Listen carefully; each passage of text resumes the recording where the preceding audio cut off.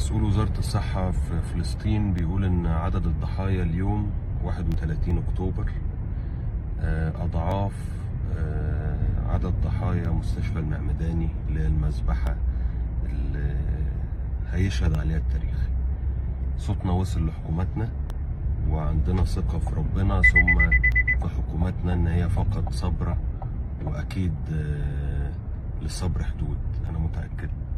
صوتنا وصل للمنظمات الدولية، ديننا وصانا ان احنا نحترم كافة الأديان، والذين يؤمنون بما أنزل إليك وما أنزل من قبلك وبالآخرة هم يوقنون أولئك على هدى من ربهم وأولئك هم المفلحون. ديننا بيحترم اليهودية وبيحترم المسيحية. احنا ضد حكوماتكم وضد اغتصابكم لحق مش من حقوقكم. كل إنسان أدرى بناسه.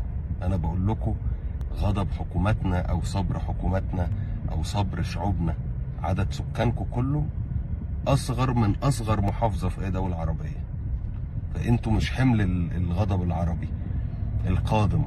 دوركم في أسرع لحظة للشعب الإسرائيلي ينزل قدام حكومته ويوقف المجازر اللي بتحصل، وما تسمحوش بقتل أي طفل عربي تاني، وما تسمحوش بقتل أي إنسان عربي تاني.